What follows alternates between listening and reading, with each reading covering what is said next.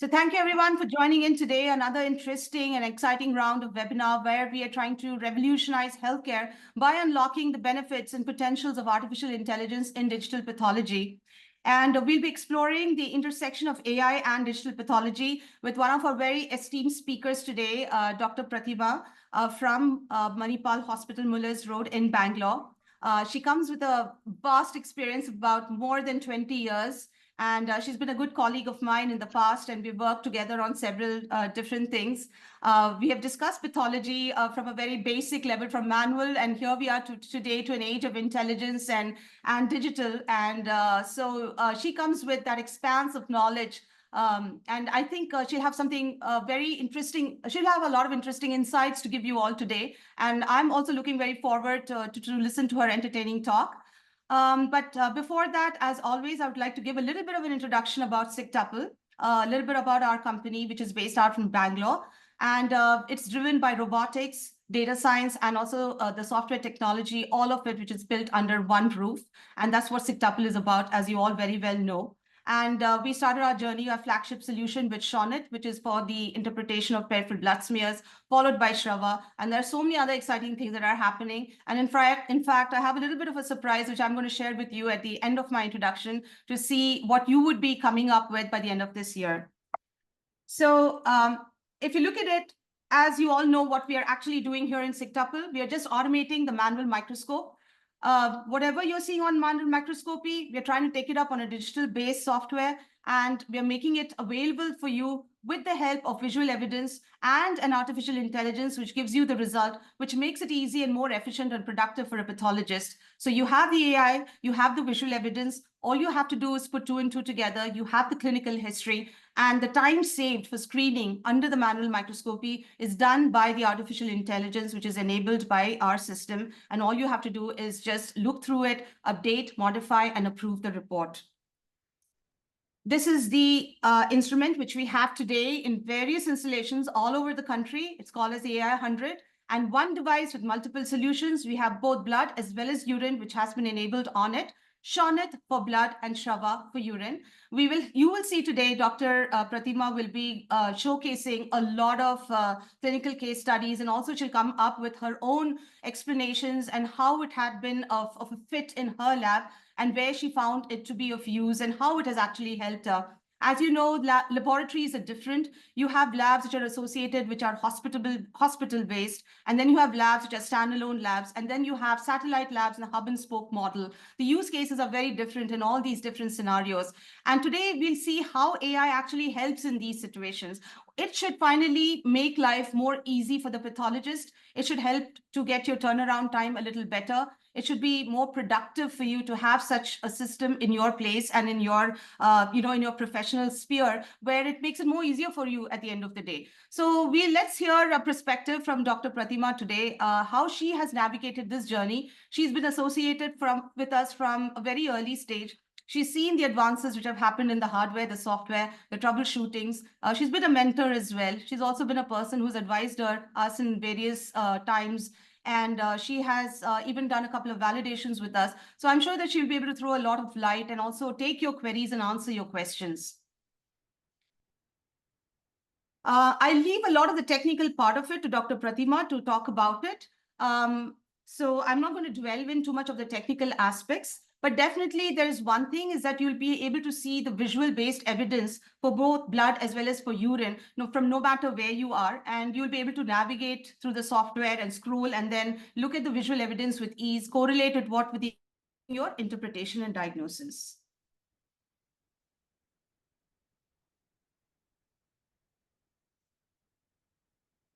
The similar thing can be seen in urine as well, where you have all the elements and particles of urine. And that, again, I'll leave it to Dr. Prathima, who would be giving us an excellent walkthrough through the different particles in urine microscopy. And she has done this extensively with us. So she will also show you some use cases which she has come across.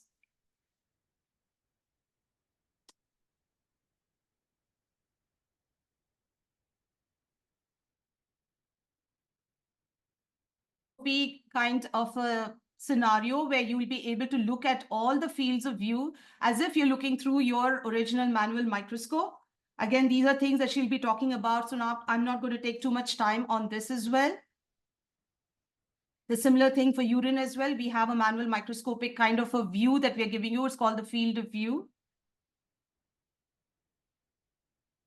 We are also very academically driven and research oriented, so we keep coming up with newer parameters. Malaria is one of the recent parameters which has been out there in the field, and we've been getting a lot of very good feedback on that. And I will let you hear Dr. Prathima's experience on this. She was one of the very first users when we first launched the malaria out there in the field, and she's going to be talking about that as well. And here you go. This is the surprise I had at the end. And this is what we are going to be introducing at the end of the year. It's called as the AS76. As you can see, it's a very sleeker, smarter looking device. It's so smooth. It's again for peripheral blood smear. That's what we are going to be launching it out with. It's a multiple slide loader, unlike the one that we have today, a single slide loader. And also you're going to get the entire, it's more like a whole slide scanner. And definitely the cream or the cherry on the top of the pudding is that you're going to be having an excellent quality image. I'm sure you're going to be very excited to look at that. So watch out more on this space, because as time goes by, we're going to be talking more about AS76 as well. And this is just a little bit of an introduction that I wanted to give it to you all today in today's seminar. So without further delay, I would like to bring it over to Dr. Prathima. And we are all very excited, Dr. Prathima, to hear what you have to tell all of the audience here today. Over to you, Dr. Prathima. Please go ahead. Thanks, Dr. Renu, for a very nice introduction. It's a great pleasure for me to work with you on being the first customer to start with your AI-based technology and reporting the peripheral smear and doing some means getting into the AI world. That's what I'm going to tell about it. So AI has made our life, doesn't say it made it simple. It has become convenient when we are not there in the hospital. So it's many of the time we always see that once we leave the hospital, we get a call saying, "Madam, there's a platelet is low, or a WBC count is high, or HB is very low." So they want us to give a report. And in this world of corporate world, where everything time is money, money is time, so they want an instant report. So this has really AI, the SigTuple, the AI platform has really made our life easy when we have to give a very crucial diagnosis, or at least tell the clinicians, give a preliminary report. And sometimes, yes, in confidence, we can give a report of the platelet count very confidently. I can say, yes, platelet count is low, manual platelet count has been confirmed. And also when there is a pseudo thrombocytopenia also, we can say that. So I'll just show you some of the cases which I have come across. So we all know that manual microscopy, the regular technique, for everything, the smear is very important. How the smear is made is very important, whether it is AI or manual microscopy. The smearing technique and the technicians are important, and the good staining is very important in diagnosing any type, whether it is a manual microscopy or we are diagnosing it through AI. So I have come in from a stage where we would do a DC through a DC counter and count 100 cells. Sometimes when the WBC count was low, it used to really take us a lot of time to finish the WBC count and give a DC.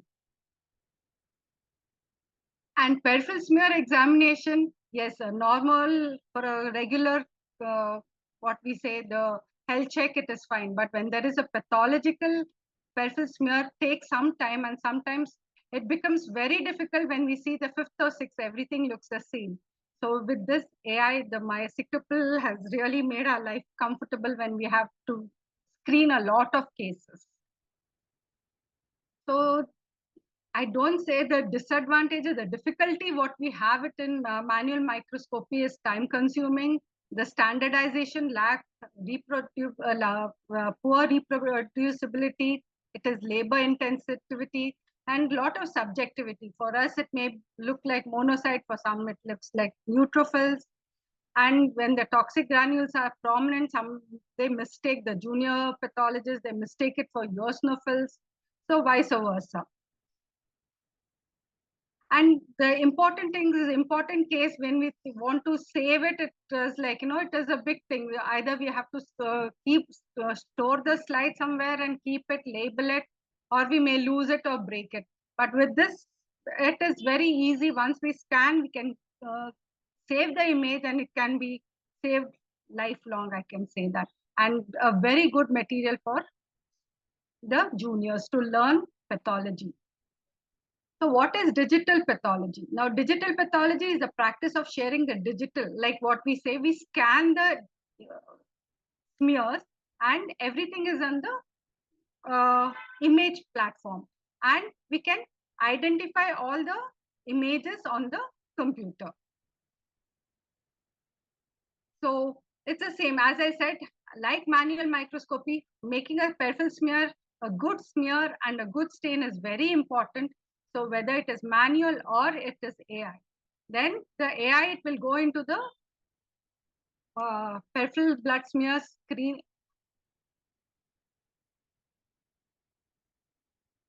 So this is the SigTuple instrument where the slides are scanned and the images are saved in the cloud platform, and there we can access to through our own devices. Either we can see it in our mobile, laptop, or your iPad. And then if we are confident, we can analyze, interpret, and then confidently we can release the report. So advantages of the digital is digital pathology can help the pathologists in India who commonly practice in smaller labs with hub and spoke model when they come across unconventional cases. So you have a small pathologist who are very in a remote access. If they're not very sure whether it is a blast or if it is a reactive lymphocyte, or if they have some difficulty in identifying whether any case, it is easy for them to share the images to any of their friends whom they're comfortable to diagnose the case. So simultaneously, two pathologists can view the smear. And as I said, it is multiple areas of expertise under one roof can be done.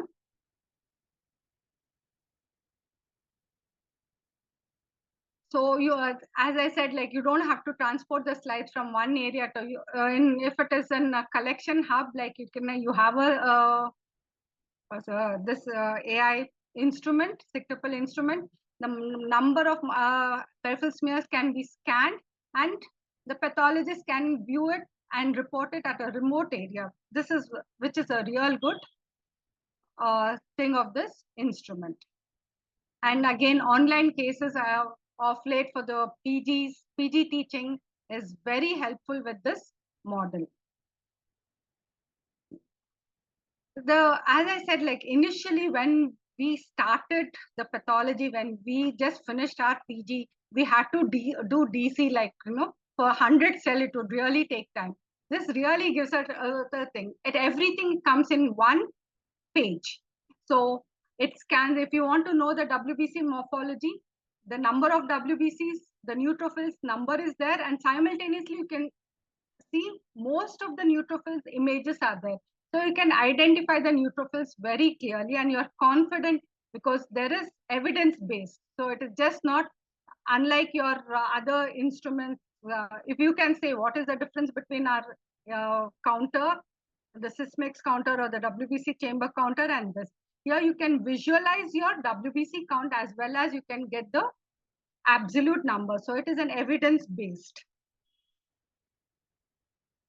If you don't want to, just to see, want to have an overview, you have an exact microscopic view. This is how a microscopic view. You can play with it, I can say, like, whichever field you want to see, you can identify the WBC count. You want to enlarge, we can enlarge it and see if there are granules. And in the next case, I will show you. So any other the morphological features you want to identify, you can identify. So this is a case of eosinophils. See, you don't have to say the count. The Sysmex counter is giving you the 5 eosinophil, and you scan the slide, you will get the 5 eosinophils on the screen. So it makes your life very simple. You don't have to do the repeat a DC again.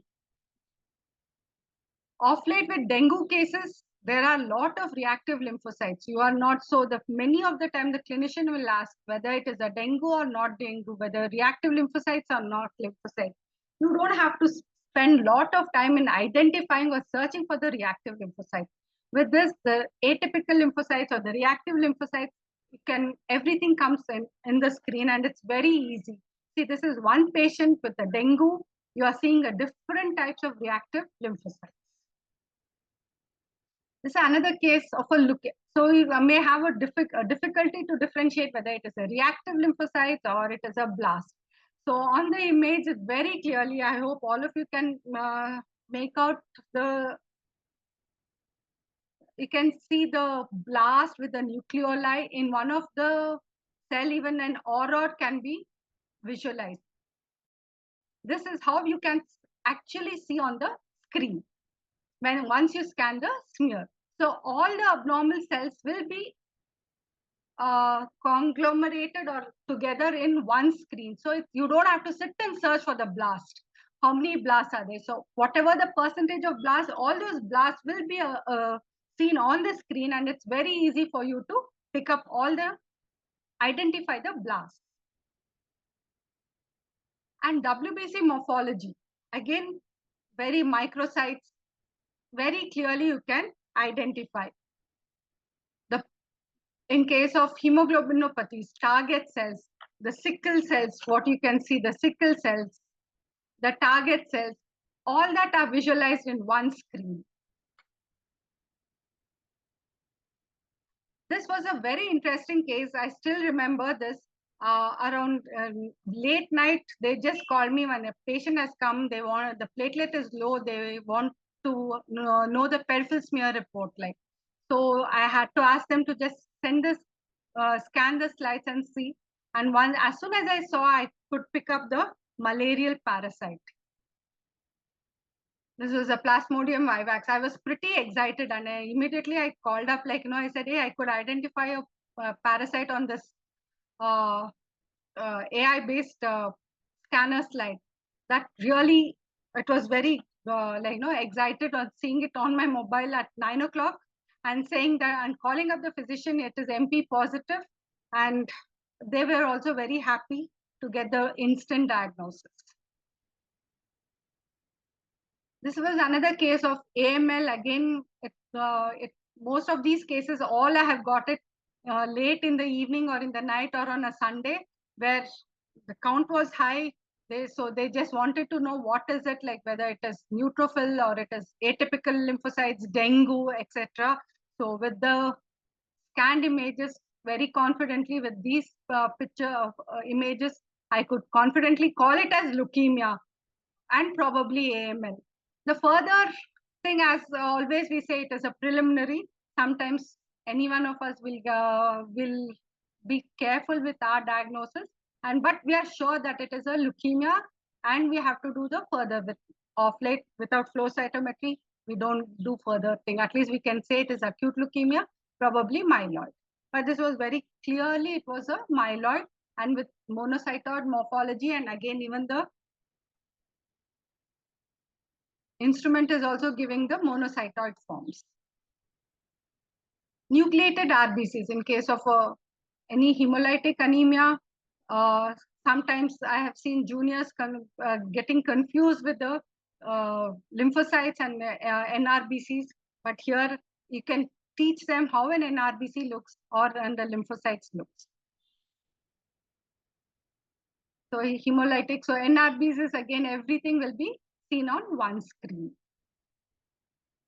So the poikilocytes is a very good tool to teach the PGs how to identify the different morphology of the RBCs, the poikilocytes, and to differentiate for them, especially macrocytes when we have to, it is very important, the oval macrocytes and the round macrocytes. We all know if it is oval, it is B12, and round macrocyte, it may be due to thyroid or liver disease.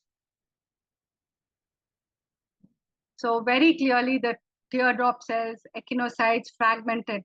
We get a lot of cases when they ask us whether schistocytes are there and the percentage of schistocytes. This tool has really helped me to say the percentage of schistocytes also, for especially in patients with microcytic, hemolytic anemia.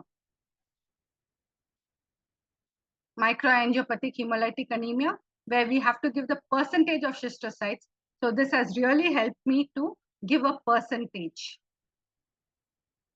The other most important, which I feel is a really good thing, is identifying the platelet clumps. I have myself missed a platelet clump on doing a manual microscopy, because the platelet clumps usually are at the tail end, or it will be at the edges, and we'll just see the center and we'll just see occasional platelets and we'll say thrombocytopenia. But later on in the next one more sample, the platelet count would have been normal. So, and then we have got into a lot of with this. Whenever we have a platelet count less and we are not very sure, we always go into the scanned images and just look particularly for the platelet clumps. So where platelet clumps are easily identified and it gives a flag. So we are not going to miss it. Giant platelets again. So giant platelets are again, it will be missed on our the routine machine counters. But here the platelet count erroneously given a low. Smear again, sometimes we may not very sure. Some of them will miss it as lymphocyte and just leave it. But here again, giant platelets are very clearly identified. So this is how a microscopic view, we can, field of view, you can, if you don't want to see separately the whole thing, you can see also on this images. So next, coming into the urine microscopy. So again, many times we give very little importance for urine microscopy. It's always a technician does or something. But sometimes the doctors, they ask us to see the urine microscopy. So in many places, the urine microscopy is done somewhere, the pathologist will sit somewhere, and every time going and coming, and like, some hospitals you have only one or two pathologists. It's very difficult for you to monitor. With this Shrava, it's very easy for us, because all the urine microscopy images are stored, and you can see the images and sign out the reports confidently. So these are how the crystals are identified. The casts are very clearly made out. The junior technicians, they really miss the cast. So it's very easy. It picks up the cast, and even differentiating just an RBC or WBC. Some of them, they make a difference, especially the junior technologists. So scanning and keeping it and rechecking before verification is it's a great tool of this instrument. You can see the epithelial cells, bacteria, budding yeast forms, all that can be identified. The case of hematuria, RBCs are very clearly made out. As a UTI patient, both neutrophils and RBCs are made out. Again, here it is an UTI patient. There is lot of cells, both epithelial and degenerated cells. Lot of bacteria. The microscopic view showing lot of bacteria. It may be a contaminant again, and the budding yeast forms. Budding yeast forms, small bacteria. So benefits of AI in pathology. So the AI has not replaced the pathologist, but it has helped the pathologist in making their life easier. So many of them will come and, oh, AI has come, so pathologist's role has come down. It is definitely not. The pathologist's role has increased. The importance has increased because AI will guide us to identify the cells and help us, makes our lives simpler. So, but it is not, AI is not going to replace us. So that is very clearly, I should tell you. So it is workflow efficacy. The TAT is like, as I said, once we leave the hospital, still we can give a report, which is helping the turnaround time, diagnostic accuracy. So telepathology is going to be very helpful of late with lot of new cases coming and difficult cases. So, and many places only one or two pathologists are there. Always it's one junior and a senior pathologist. So for them to identify any difficult cases, to take help from other colleagues, this is really helpful. So it is again image analysis, research, clinical algorithms. Lot of things can be taken up. The inputs can be taken up from these images and further analyzed, and more research can be done. So our take-home message: the digital pathology solutions have the potential to address the diagnostic, logistic, and operational challenges in the laboratory. So the same thing what I have told you. It improves our TAT.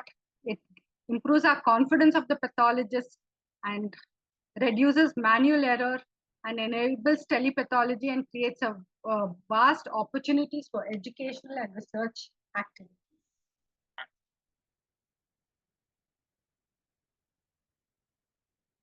Thank you. Thank you, Dr. Prathima, so much for that detailed explanations and bringing out your own experiences. Like I said, everybody's fit is different, and how we enable and utilize AI into our lives, into our laboratory practice and workspace can be so different, when it comes to all of us. And there she was, somebody who's been with us for a very long time in this journey. And I still remember initially when we put the device there, and it was a little bit of a challenge for like all of us, to move from a manual based platform to a digital based platform. But I think today when you hear her speak, and you can see the comfort which is coming very naturally, and that's something that I really wanted to bring it out in this webinar today. Anything can be made into a habit once there is practice. So a lot of time there's inhibition. Oh no, I'm so used to my manual microscope. How do I go and report on a digital based platform? And that only comes with practice. And as humans, we have intuition, we have the skill and how to comprehend a situation, and our mind takes over that. Our mind is also a massive neural network, and it's a very interesting neural network of its own. And it's within no time that it gets habituated and adapted to a different kind of technology, a different kind of methodology. And we are intelligent as humans to see how we can exploit that and actually use it to make it better for us. And I think Dr. Prathima has just resonated that with various examples of her experience in her practice. And another thing that which I wanted her to speak about today was about the urine microscopy. She's been one person who's been involved not only with the use of that as a tool, but she's been involved in the validation and in very gracious and helping us with the samples as well. And thank you, Dr. Prathima, for that. Urine has always been a back burner in most of the labs. And I think most of us would agree. We're all looking at blood and bone marrow and histopathology and all of that. And sometimes it's the technicians who are dealing with the urine. And there are many times that things are overlooked, maybe because there is no time or the expertise is not available. And urine, like any other screening system in the lab, when you're screening for blood, screening for urine, these are the first two tools, which gives us hints to actually what's going on in the in that particular case. And then come the other findings, and then, you're looking at bone marrow, or you're looking at a lymph node biopsy or something else for that matter. But there's so much information that come out with just these two key investigations, which is blood examination and urine examination. I think AI really gives us that difference. Sometimes you're fatigued at the end of the day. You may not necessarily have the interest to look into a urine sample, and you might miss a yeast infection. You might miss something else out over there. there are times when you don't have the expertise. Not all pathologists are into clinical pathology. And sometimes you won't believe it. I got this call once from a very remote place. They had a pathologist, but who was not so much into urine. And they had not even done the urine test in this particular case with two patients, and they were infants. And there was fever, and they were trying to understand what's going on. We sounded it off to them that why don't you try to do a urine examination? And then we scanned those two slides. One of the pediatric cases had hematuria, and the other case was a case of UTI with a lot of pus cells. And we were able to actually give this information. And that's how important urine examination is actually today. And that's something which is very overlooked. And like I said, it's in the back burner. But there you go. There is AI today to remove all of that load out, 80% of that load, that bread and butter, where you can take that fatigue out of your shoulders, and the AI comes into that picture to just showcase you and alert you and give you that warning, or rather, give you that information that, there's something happening there.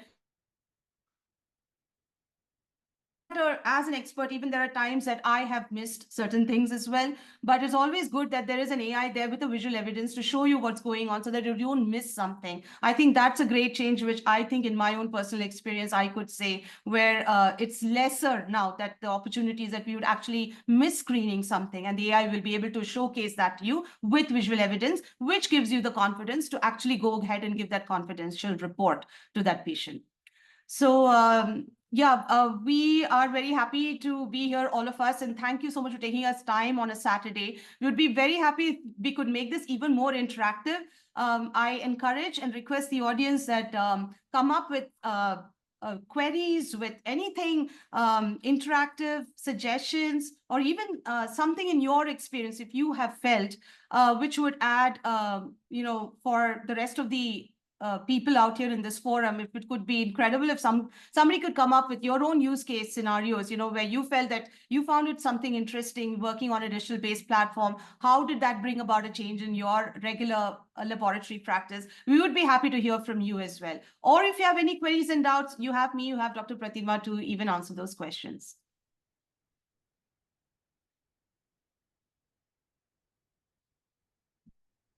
Hello. Yes, Dr. Sangvi. Good evening. Yeah. Good evening. Good evening. Good evening, Dr. Renu, and thank you, Dr. Prathima, for that wonderful presentation.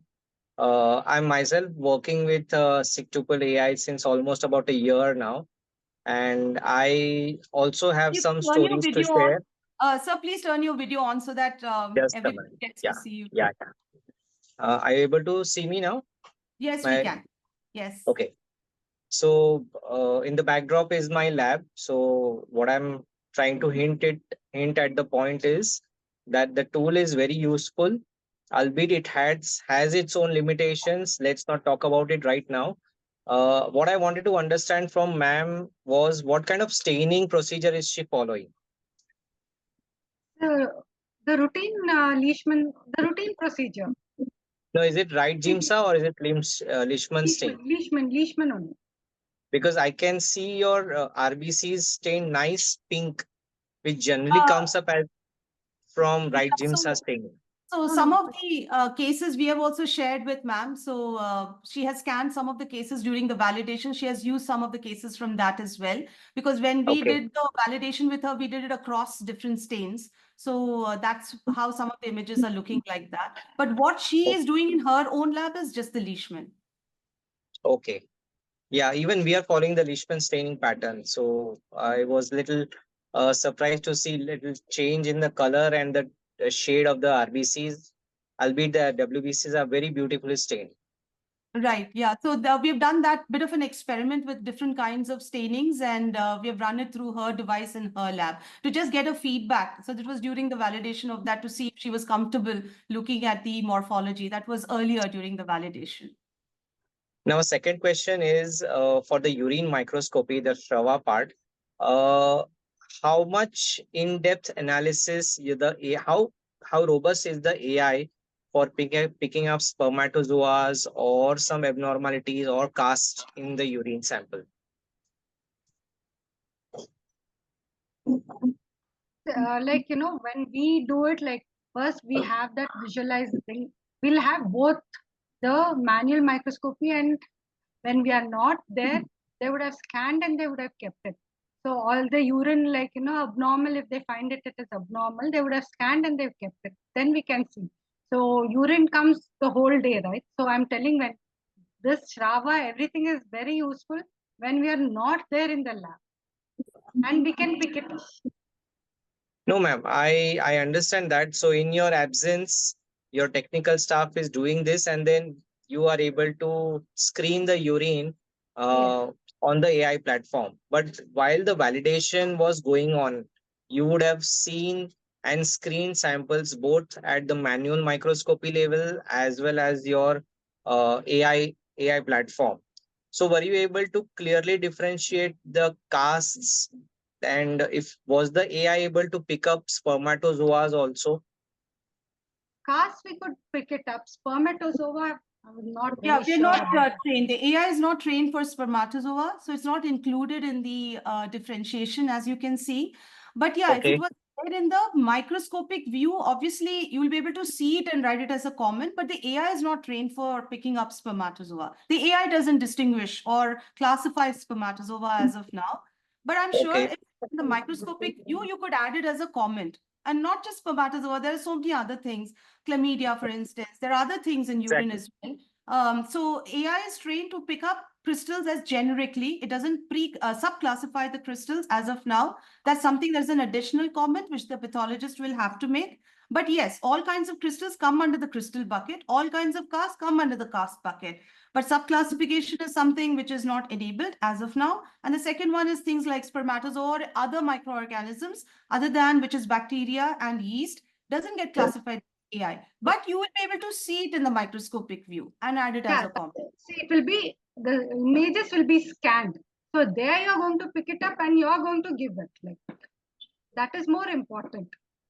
It's just like Okay. what you see under the microscope, you're seeing it in the scanned images.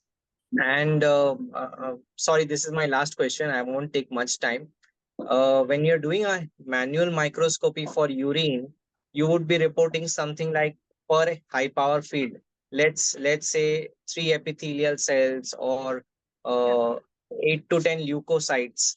But when it comes to your AI platform, so without doing a manual microscopy, how do you report the number of epithelia, or how do you report the number of leukocytes? The epithelial, that is what I was saying. We will identify the epithelial. You will get a scan image. You will get a microscopic image. Just what you're seeing as a microscope, you get a microscope. You are going to see that microscope and you're going to give the images. And we are not going to take what the AI has given it. You are going to see the microscope. Here again, and that is what I'm trying to tell you. We are getting a microscopic image which you're seeing it and you're reporting it. So, All right. to add to that, Dr. Sangvi, when we give a semi-quantitative grading in urine, we do it for your RBCs, we do it for pus cells, and we do it for bacteria, where you do a semi-quantitative grading. That's where you get your 1+, 2+, 3+, and so on. When it comes to epithelial cells, we just say detected versus non-detected. We do not do a semi-quantitative grading out over there. So the AI tells whether it's detected or not. In fact, Dr. Prathima, if you just go back to that urine case where where the puzzles and all of that is there, right? If you can just go back a bit, please. I'll just explain it on that slide only. Yeah. Yeah, probably here also. As you The can see epithelial here, cells were detected, and you're seeing the epithelial cells, and you're just thing, and you have a microscopic view here. So yeah. you're going to see it as a microscopic view. Yeah, Okay. so you don't need to give a grading for epithelial cells. The grading is only given for RBC, WBC, and microorganisms. The rest of it, like yeast, cast, crystals, and epithelial cells, are detected or non-detected. It's not quantified. It's not semi-quantified. There's no grade there, and that's universal. So the AI Yeah, is okay. doing that, but it's just saying detected, and that's all what you have to say in your report. Now, I know there are some times where urologists and all of them would like to have a certain amount of quantification of epithelial cells. for which you have the microscopic view. You can go to the microscopic view and tell them in those instances, which are very rare. Not every time when a urine sample comes, it's from a urologist who specifically wants to know if there is some shedding of epithelial cells, and how many epithelial cells are there, like to semi-quantify it. You can then count it yourself from the microscopic view and give that comment. But otherwise, universally, we do not count. We just say detected or non-detected. All right. Thank you. Answers my question. Okay. Dr. Sangvi, is anything you would want to talk about? You have been using AI, the tool also in your space. If there's something that you would like to just speak about that, we would be happy to hear in this forum.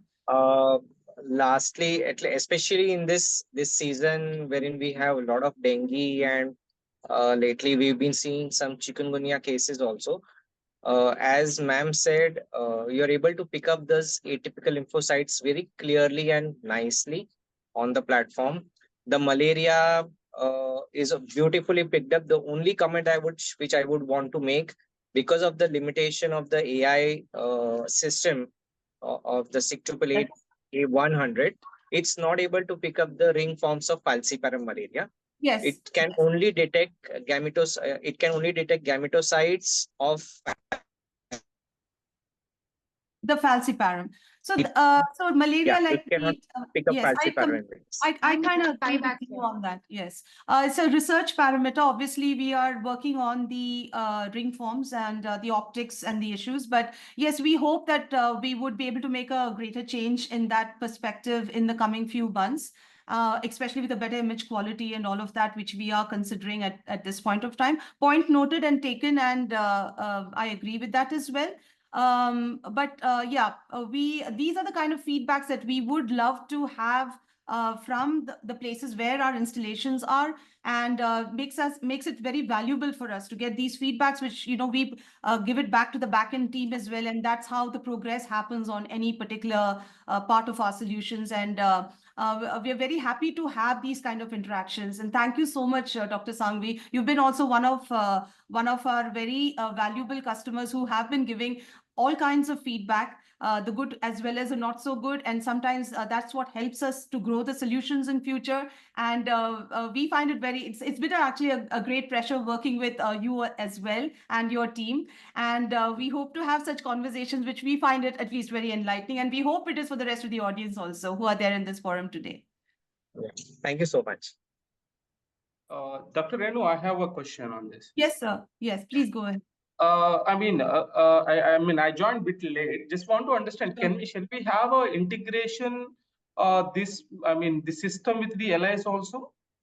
Oh, yes, definitely. You can actually have a bi-directional interface, which is possible. So you will be able to see even your CBC report. So that is something which is done by our team as well as with your IT team and the IT team in the other lab.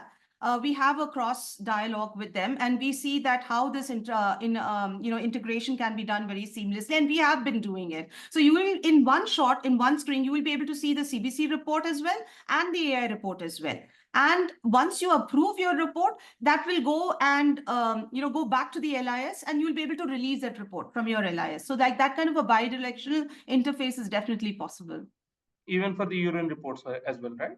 I think it should be done for the urine as well. See, that's like LIS is a cross. It's just that it is blood. It's the same device. So it's all coming out from the same software. So I think we should be able to do for urine as well.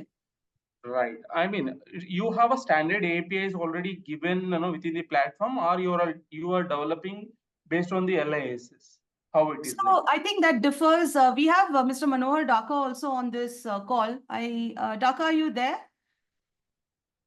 Yeah. Can you just take that question, please, Dhaka, on the LIS integration? Yeah, on the first question, yes, integration we can happen for urine as well, along with images. And on the API part, LIMS software team has to do the APIs, couple of APIs. They have to do it, and then we'll integrate with the APIs. It will depend on LIMS to LIMS. Okay, fine. Thank you so much. I'll connect again separately on this.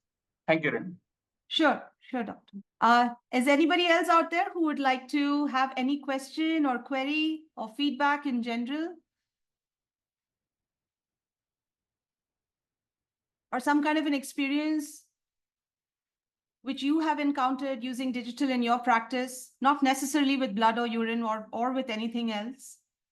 Renu, I mean, I just want to understand. I joined from Andhra Pradesh and Andhra, Telangana, Hyderabad. You can consider. Yes. I mean, are you doing installations in AP and Telangana as well?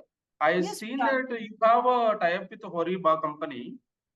That's also there, but you can approach us directly also, sir, and we also enable it. So if there is anything in Andhra or Dhaka is one of the best persons you can contact, or me, and we have a separate sales team in-house as well, where Miss Suman is leading it, and we have Pranath as well, who is our head. So yes, if there is any scope for in Andhra or Telangana, please let us know, and we'll be happy to consider. Yeah, definitely. Reach out. I'll connect separate. Yeah, please do. Yeah, to add to that, sorry, Dr. Deepa, to add to that, we have already installations in Hyderabad and across Andhra Pradesh for Vijaya Diagnostics, HCG, and we are in talks with Apollo. Yeah. Please go ahead, Dr. Deepa. Yes, Yeah, Dr. Deepa. hi. I'm a consultant pathologist at Apollo Hospital, Shishadipuram. So I also Right. joined a bit late, so I've missed the intro part. So this is a software which can be integrated with any of the equipments. Like we have Beckman Coulter. Yes. This is a software which will be integrated with the whatever machines we have. Is it like Yes. for Yeah. urine we have MECTC C9? analyzer. Yeah, Okay, let me add to that, ma'am. We'll not Okay. integrate with the CBC Uh-huh. analysis. We integrate with the middleware, which is the LIMS software. Okay. So Okay. we Okay. assume that the cell counters are already integrated with the middleware. Okay. And so you mentioned that Apollo is kind of Yeah, getting in tied talks, up in the or final something talks. in talk. Yeah, Okay. they're in the Okay. final talks. Okay. Fine. So if I have to implement it in my branch, like how do whom do I approach to get the further details and all? At your end, you can approach the central procurement team, ma'am. I'm not sure Okay. who it is, but if you let me know which branch you belong to, I can ask our Hariba team to approach you directly as well. Okay. I'm from Sheshadripuram, Apollo Sheshadripuram. Got it, Right. ma'am. Noted. We will let our Hariba representative to contact you. Okay. Fine. Yeah. Thank you. Any more questions? Anything else from anybody else? Our journey in this whole, the whole innovation, which has, started out with just when SigTuple started it, especially it was, with a motor-driven, slide thing on the actual microscope to where we are here today, and we're talking so much about the multiple slide scanner, which is coming up, and also with the better image quality and everything. Innovation in itself takes a very, very long time. And especially people like me, Dr. Prathima, we've started our lives in medicine when we were looking at coagulation, Prathima, if you remember the water bath and the stopwatch and all of that. And, I've even done a mouth pipetting and everything, right? So coming from there, hemocytometer to something like this, definitely it's been a great journey. And AI in itself will have its journey. But the one big take-home message is that as pathologists, we are morphologists. We begin with morphology, and our confidence is morphology. Then comes any other recent advance, whether it has been, special staining, immunohistochemistry, flow cytometry, that's immunophenotyping, molecular studies like FISH, cytogenetics, and all of that, right? And then here we are today with digital and AI. But nothing will take the pathologist out of the system, right? The pathologist is very much in there. We are, very much a part of all of this, right? And it's how we can make our lives easier and more simpler, just like how in radiology, digital radiology has been happening for an era now. And I think it's high time, as pathologists, we also came out from behind that curtain and got habituated with the technology which is there around us and enabling us, to make our lives a little more easier, and how we can exploit that to use it to our own benefit. And we'll all find our place in the sun, and technology finds its own place in the sun. But that's something, we need to look forward to using these things, and also giving back the feedback on where it really matters and where the value add is. And that's something, it's so good to have a forum like this, right, where we can have this kind of interactive dialogue and where we can get that kind of authentic feedback.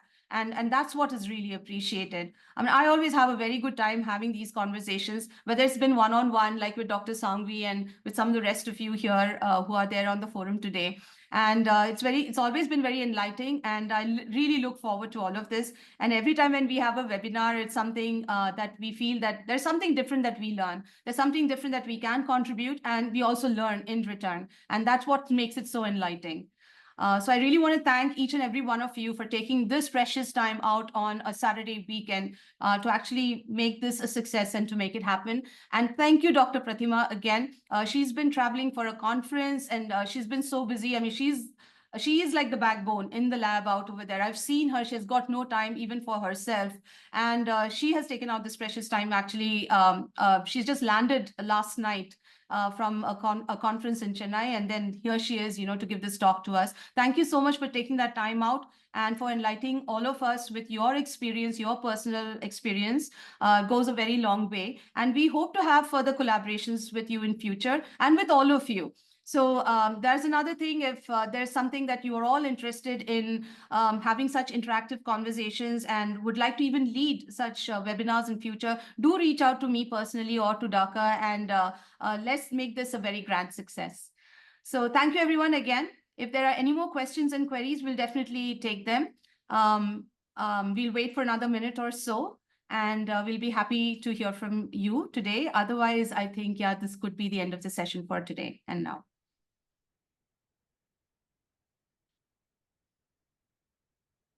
Thanks, Dr. Renu, for giving me an opportunity to be part of your webinar. It's my pleasure, always. And I hope we do so much more together, and we could talk about so much more together in the future as well. Always a pleasure, Dr. Prathima, to have you. Thank you. So if there are no more questions from anybody or any other comments, all right, then I think there are no more questions, Dhaka. So I think we can close this session for today. And thank you again, everybody, and wishing you all a very good weekend.